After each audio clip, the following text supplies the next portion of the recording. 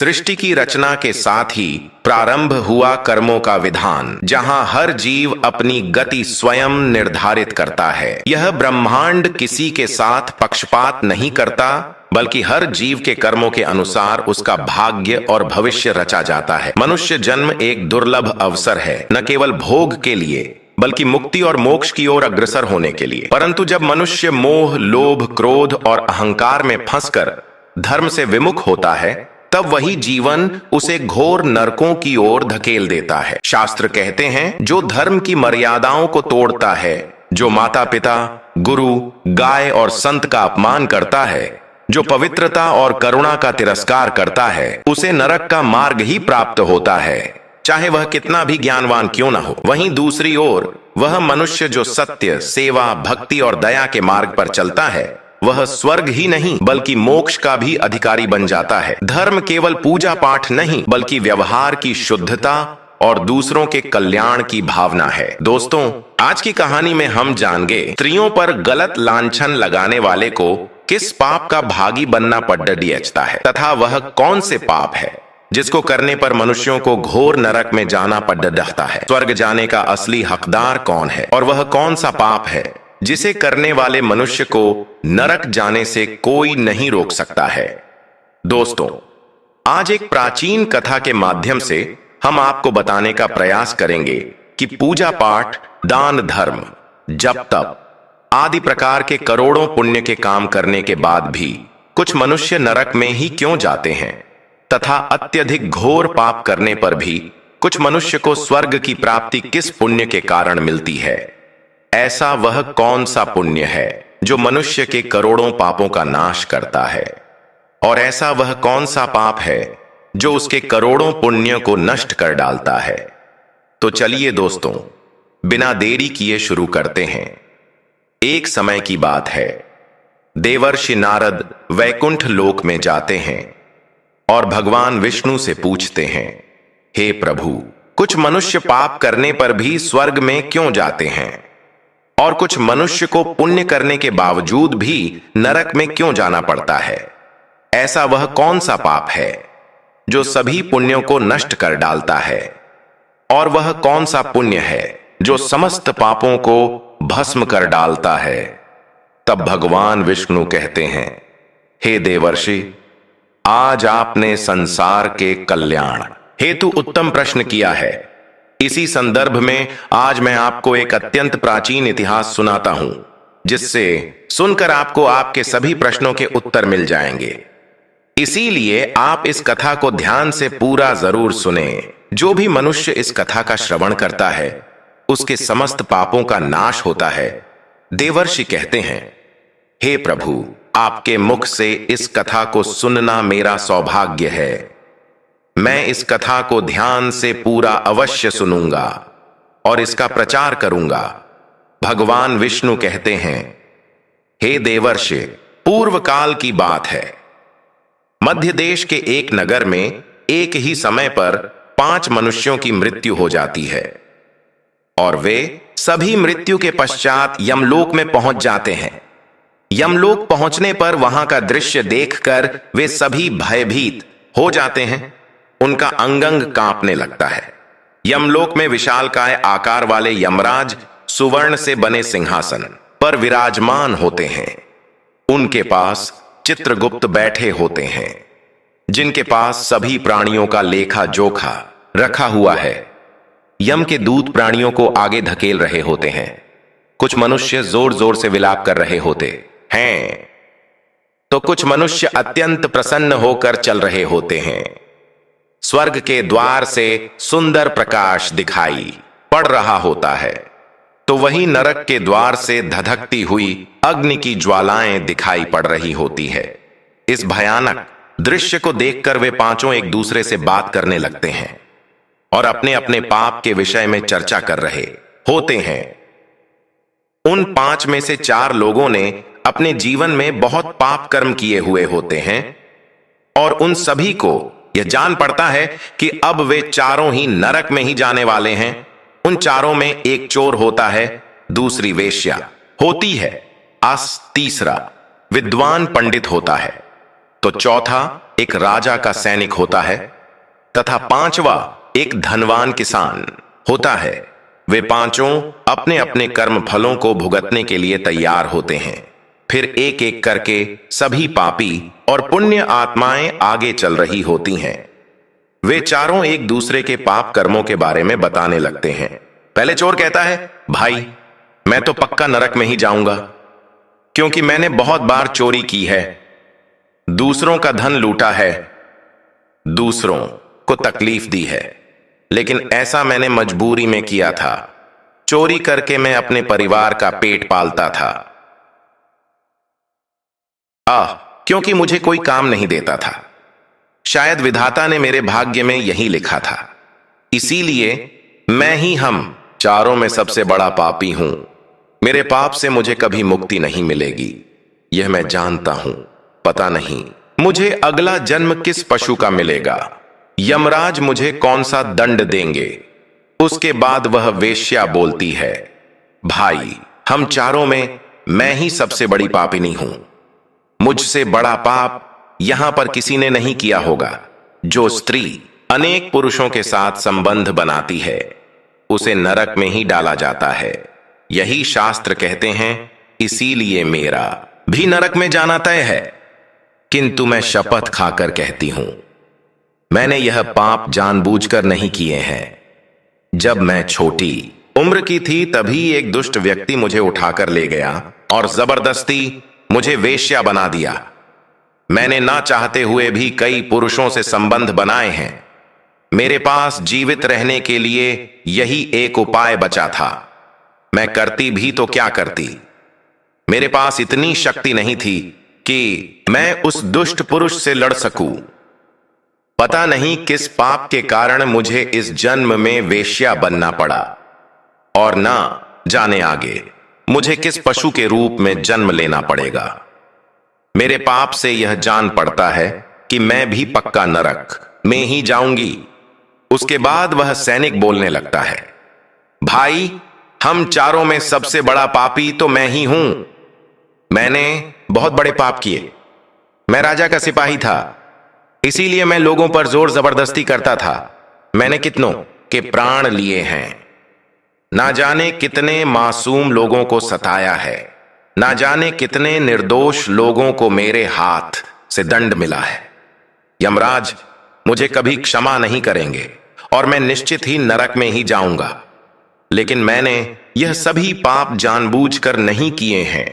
अपने प्राणों के भय से और परिवार के पालन पोषण के लिए मुझे यह पाप करने पड़े हैं। बाकी हमारा राजा जो कहता था उसका पालन हमें करना पड़ता था। राजा के विरुद्ध भला कोई साधारण मनुष्य कैसे जा सकता है।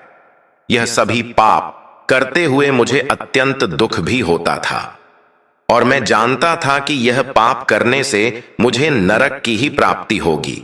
किंतु परिवार के मोह वश होकर मैंने यह काम किया है। लेकिन पाप तो पाप होता है, पाप करके पश्चाताप करने का क्या फायदा।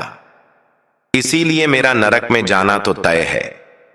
उसके बाद वह विद्वान पंडित बोल है, भाई हम चारों में से सबसे बड़ा पापी तो मैं हूं। तुम लोगों ने जो पाप किए हैं वह जाने अनजाने में किए हैं, या किसी ने तुमसे जबरदस्ती करवाए हैं, या मजबूरी में किए हैं। किंतु मैं तो विद्वान था, मैं सब सत्य असत्य जानता था। मुझे सच और झूठ का ज्ञान था, लेकिन फिर भी मैंने धन के लोभवश यह पाप किए हैं। शास्त्र कहते हैं कि जो सब कुछ जानकर भी पाप करता है वह निश्चित ही नरक में गिरता है। मैंने अपने ज्ञान का दुरुपयोग किया है। मैंने अपने ज्ञान का उपयोग लोगों की सहायता के लिए नहीं, बल्कि धन को कमाने के लिए किया है। मेरे घर की परिस्थिति अत्यंत गरीब थी। मेरे पिता भिक्षा मांगकर गुजारा करते थे, लेकिन मैंने अपने घर की गरीबी को दूर करने के लिए धन लेकर ज्ञान देने की चेष्टा की है। शास्त्र कहते हैं, जो विद्वान ब्राह्मण अपने ज्ञान का दुरुपयोग करता है भी उसे निश्चित ही नरक में जाना पड़ता है। मैंने लोगों को ज्ञान देने के बदले में उनसे धन लिया है, कभी किसी को मुफ्त में ज्ञान नहीं दिया। इसीलिए आप चारों में सबसे बड़ा पापी तो मैं ही हूं और मुझे ही नरक में जाना पड़ेगा। उन चारों की बात सुनकर वह धनी किसान हंस पड़ा और बोलने लगा, तुम चारों तो इतने बड़े पापी हो कि तुम लोगों को नरक में जाना ही पड़ेगा। तुम लोगों ने घोर पाप किए हैं और इसीलिए यमराज तुम लोगों को कभी माफ नहीं करेंगे। यहां पर मौजूद मैं अकेला ही सबसे अधिक पुण्यवान हूं। मैंने अपने जीवन में बहुत पूजा पाठ किया है, ब्राह्मणों को दान दक्षिणा दी है, मैंने मृत्यु से पूर्व गाय का दान भी किया है और अब मेरे सभी पुत्र पौत्र मेरी आत्मा की मुक्ति के लिए बड़े कार्यक्रम का आयोजन कर रहे हैं। वे मेरे लिए श्राद्ध दान तर्पण कर रहे हैं, यज्ञ कर रहे हैं, इसीलिए मैं सबसे अधिक पुण्यवान हूं। मेरी 3 पत्नियां और 10 पुत्र हैं। इतने लोग मेरी मुक्ति के लिए उपाय कर रहे हैं और हां, मैंने अपने जीवन में कभी कोई पाप नहीं किया है और जाने अनजाने में किए भी होंगे तो मेरे पुत्रों के श्राद्ध आदि के कार्यों द्वारा मेरे पाप भी नष्ट हो जाएंगे। मैं नित्य देव पूजा करता था, मंदिर जाता था, द्वार पर आए अतिथियों को भोजन कराता था। इसीलिए मुझे पूरा विश्वास है कि यमराज मुझे नरक में नहीं डालेंगे और मुझे मोक्ष की प्राप्ति निश्चित ही होगी। फिर वे पांचों धीरे धीरे आगे बढ़ने लगते हैं और फिर जब उनका समय आता है तो उन पांचों के पाप और पुण्य के कर्मों का मूल्यांकन किया जाता है। सबसे पहले बारी आती है उस चोर की और फिर चित्रगुप्त उसका लेखा जोखा निकालते हैं। कुछ देर तक विचार करने के बाद उसके पाप पुण्य का मूल्यांकन करने के बाद यमराज उसे स्वर्ग में जाने के लिए कहते हैं। इस निर्णय को सुनकर चोर आश्चर्य में पड़ जाता है और बड़ी ही प्रसन्नता से वह स्वर्ग के दरवाजे की ओर चला जाता है। दूसरी बारी आती है वेश्या की। चित्रगुप्त उस वेश्या का भी लेखा जोखा निकालते हैं और कुछ देर तक विचार करने के बाद उसके पाप पुण्य का मूल्यांकन करके यमराज उसे भी स्वर्ग में जाने के लिए कहते हैं। इस विचित्र निर्णय को सुनकर वह वेश्या भी आश्चर्य में पड़ जाती है।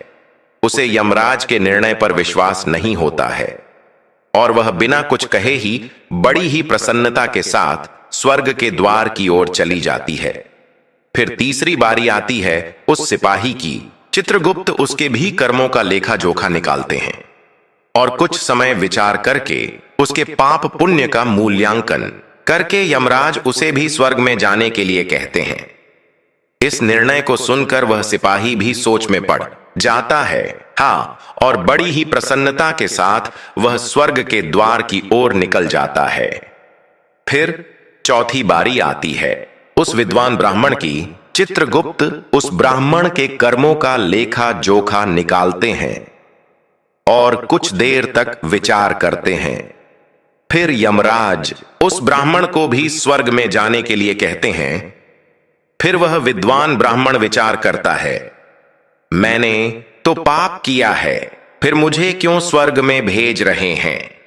फिर वह भी मन ही मन प्रसन्न होकर स्वर्ग के द्वार की ओर चलने लगता है। उन चारों को स्वर्ग में जाता देख वह धनवान किसान बहुत दुखी और क्रोधित हो जाता है। वह सोचने लगता है कि यह कैसा न्याय है, इन पापियों को स्वर्ग जाने का मौका मिल रहा है। फिर मैंने जो पुण्य के काम किए हैं उनका क्या पापी और पुण्यवान एक ही जगह पर डाले जाएंगे, तो पुण्य करने का फायदा ही क्या।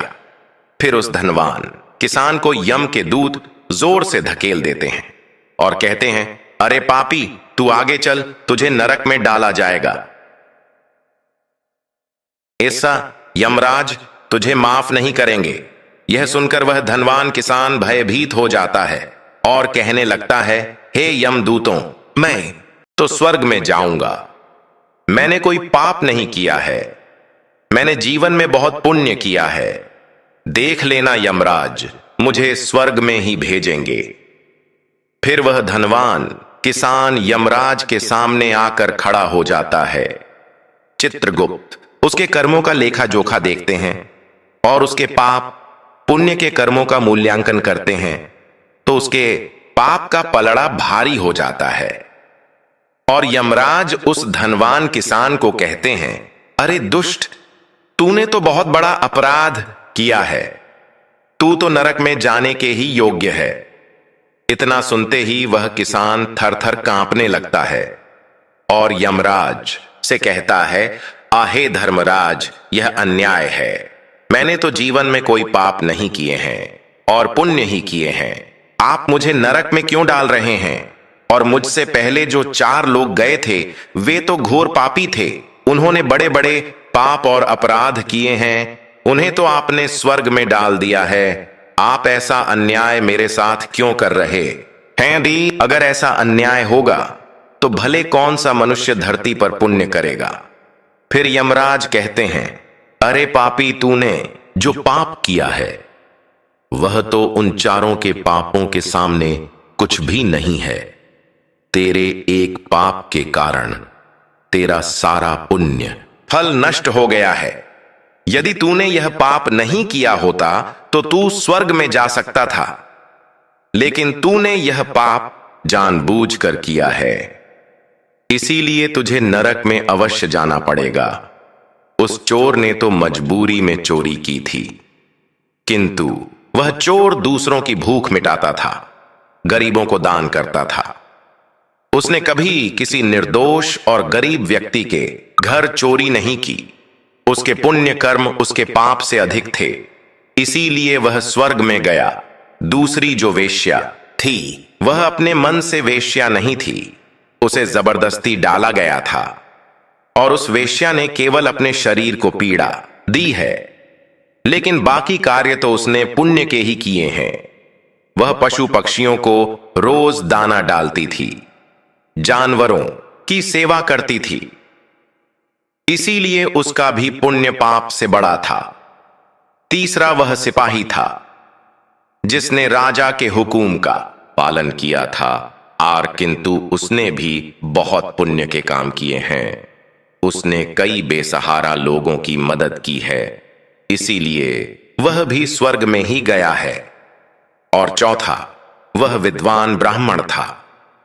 उसने अपने ज्ञान का दुरुपयोग अवश्य किया है, किंतु वह नित्य गाय की सेवा करता था, दान धर्म करता था, इसीलिए उसके भी पुण्य पाप से अधिक थे और वह भी स्वर्ग में ही गया है। इतना सुनकर वह धनवान किसान बोलता है, हे धर्मराज, इन 4 ने जो भी पुण्य किए हैं वह तो मैंने भी किए हैं, बल्कि उनसे ज्यादा किए हैं। फिर भी मैंने ऐसा कौन सा पाप किया है जो मुझे नरक में भेजा जा रहा है? यमराज कहते हैं, हे दुष्ट, याद कर, तूने उस अबला विधवा नारी पर गलत लांछन लगाया था कि उसने तेरे घर पर चोरी की है, और इसके साथ ही तूने उसके ऊपर कई अन्य गलत लांछन लगाए थे।